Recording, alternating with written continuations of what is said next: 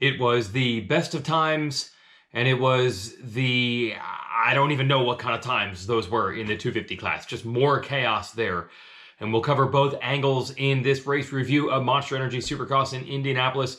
Tuesday night, brought to you by Racetech and their Gold Valves. Suspension will be plusher, better bottoming resistance, more traction, made and engineered in the USA. Go to racetech.com for more. Maybe they can help smooth out the extreme bumps and lumps of this year's 250 SX East campaign. But we'll get to that kind of comedy and drama all mixed into one later. Let's talk about the thing that everyone can agree on, the feel-good story that is Ken Roczen. And for all the chaos with a lot of other riders and that 250 class, it's kind of nice to juxtapose that with Roczen, who is just doing everything right. A masterclass, a virtuoso performance. As far as the race, he got a good start, third, fourth, quickly got around Justin Barcia for the lead and took off. There was simply no doubt about it from a riding perspective on this evening, and that's 2 wins in a row. Which brings us back to the last time he won 2 in a row, that fateful 2017 season when he won the first 2 races and then crashed badly out of round 3. We've talked about that enough, perhaps too much. But it always helped that Roczen himself was willing to talk about it. I think Roczen is one of the most headstrong riders we've ever seen, and that's a great quality in many ways. We often talk about if riders would just believe in themselves more or have more confidence, they could do better. Kenny, I don't believe, ever suffered from any of those problems. But I think with everything he's faced in racing, the confidence was almost too much. As I mentioned before on this show, Kenny has consistently been trying to face all these demons and face all these bad stories and shrug it off and look it in the eye and say, I'm not scared of it. Look, he's had some success, he's won some races, but he hasn't had that miraculous run, the kind of run that he's putting together right now since that injury. And he's dealt with so many heartbreaks from those injuries and the injuries the next year, and then all the ailments and illnesses that came with that. His brother-in-law, who's a great guy and is his trainer, got paralyzed while riding with Kenny on a Supercross track a couple years ago. And then there's all the heartbreaking on-track results, all the wins ripped away late in the race, and championships that might have been there and they fell apart because he couldn't stay healthy. That's a lot, even for the most headstrong person to tackle head on. So I think Kenny's goal this year is to not face it, but to roll with it. And we're seeing that happen because look at the results of everyone else in this still deep, still competitive, still unpredictable 450 class. Everyone else has had a lot of this. And Kenny's pretty much been like this every week, even when he was faced with 2 controversies. He had the red cross flag penalty, and he got blocked by Dean Wilson, another heartbreaking loss of a would-be race victory. You put that all together, and that's like the perfect recipe for drama and highs and lows. And each time Ken said, I'm just moving forward. And what better way to move forward? He's now won the last 2 races, and he's done it in the right way. He's proven now he can go back-to-back, which he had not done in a long time. And just as impressive, on Saturday, he proved that he could pass someone back late in the race if he made a mistake. He got Tomac back to win that one. So he's answered all the questions. Now, we're not going to get into the championship. Ken was asked about that on the podium. He knows it's too early, and he's had great starts to seasons before. Almost every championship he's in starts really well, and he doesn't always emerge as the champion. So he knows as well as anyone it's too early for that. And more importantly, with this new attitude that he has right now of just, I'm here to have fun at the races, enjoy riding my dirt bike. I'm here to think about what line I'm going to use in this corner. I'm not thinking about the big picture. He tried to think big picture, and it was almost good at times, but also very sad at others.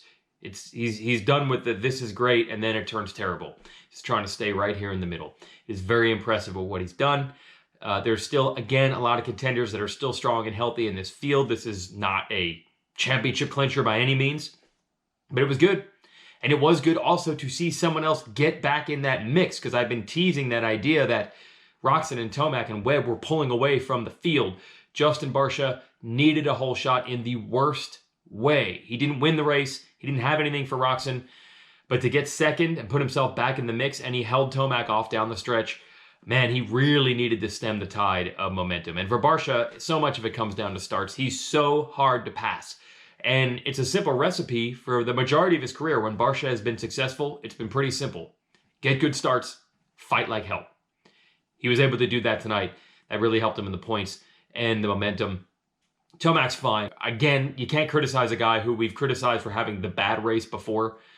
If he gets third, you got to take it. You know he's going to have more wins coming. The rest of the field is still really wild and really jumbled up, and it's start cross in so many ways.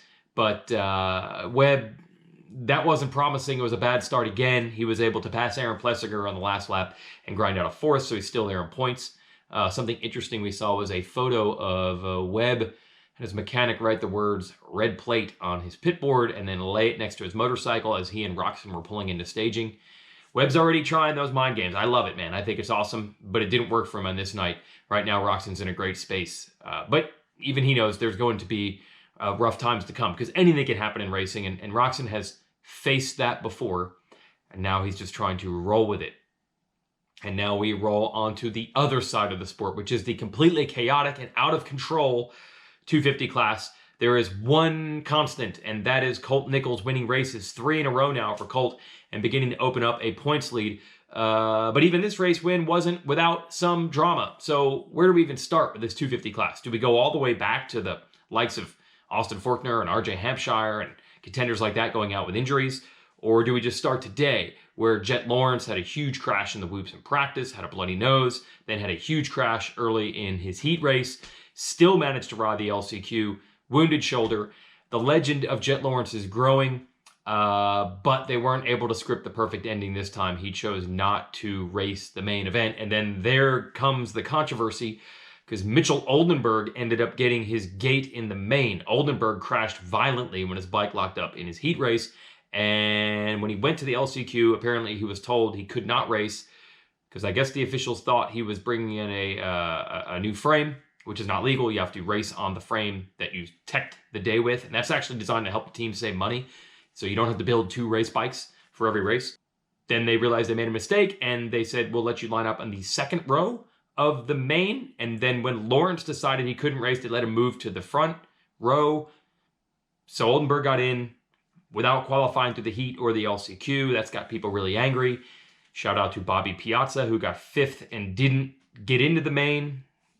For Lawrence, they got to play the long game here. He doesn't need to look very far. His brother Hunter has had a lot of nagging injuries.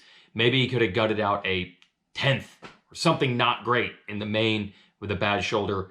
Apparently not worth the risk, even though he did make the main by winning the LCQ. So that's just more injuries and trouble. And then Michael Mosiman goes out and gets a fantastic start in the main. Now, Mosiman has been saying, I know I have the speed in me. I know I can do it. And I've got to wonder if some people were like, do you really? Well, he did.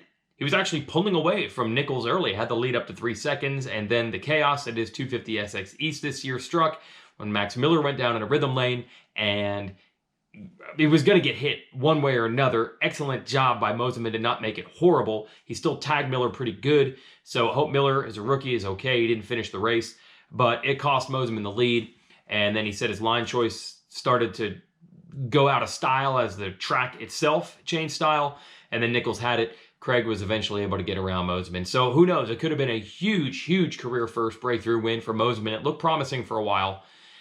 But the way this 250 class is going, from the injuries to the crazy races to the last lap fracases to the weirdo rule things, man, it's hard to keep up. Like it is hard to keep up with Nichols. But you know what? I think that's what makes it fun to tune in on a Tuesday night. In this case, you get some chaos. You get people on Twitter with snark and who's going to come up with the best one-liner for these crazy things. But you also have this mutual respect and admiration for the great story and the great race that Roczen put together and is putting together. So we got to see all of it. A little bit of comedy, a little bit of tragedy, some drama. But most importantly, real respect for what Roczen is able to put together right now. This is not, again, a championship clincher. It is not calling Roczen to win the title.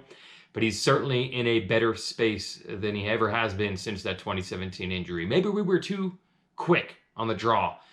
And I think he was too, to say, you know, maybe in 2018 he'll come back and have this storybook ending and win races and win the title, win a race at Anaheim. Maybe all that was too much. I mean, this sport will break even the toughest souls. And it kind of did that, I think, to a degree with Ken. He had to rebuild himself, and he's done a great job doing it. So for however it turns out at the end of the year, it's got to feel real good right now to have conquered a lot of these demons and gotten back to the top.